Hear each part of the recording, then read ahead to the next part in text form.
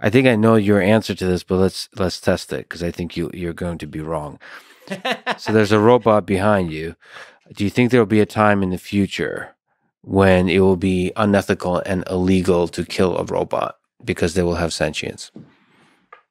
My guess is you would say no, Lex. Because there's a fundamental difference between humans and robots, and I just want to get you on record because I think you'll be wrong. I mean, it depends on the level of development, I would assume, of the robots. I mean, you're assuming a complexity in the robots that eventually imitates what we in the religious life would call the human soul. Yes. The ability to choose freely, for example. Yes. Which I believe is sort of the capacity for human beings. The ability to suffer. Yeah.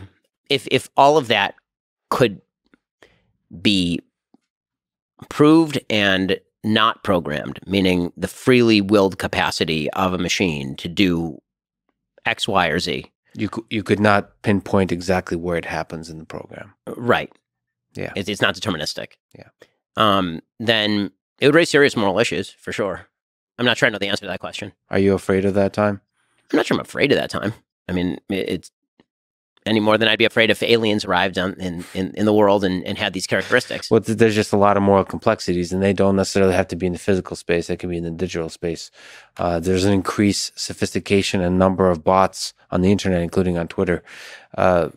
As they become more and more intelligent, there's going to be serious questions about what is our moral duty to protect ones that have or claim to have an identity. And that'll be really interesting. Actually, what I'm afraid of is the opposite happening, meaning that people, the worst that should happen is that we develop robots so sophisticated that they appear to have free will, and then we treat them with human dignity.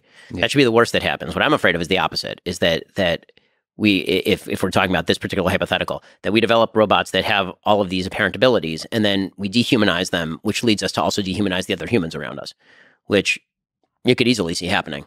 The devaluation of life to the point where it doesn't really matter. I mean, people have always treated, unfortunately, newly discovered other humans this way. So I don't think there's actually a new problem. I think it's a pretty old problem. It'll just be interesting when it's made of human hands. Yeah, it's an opportunity to either celebrate humanity or to bring out the worst in humanity.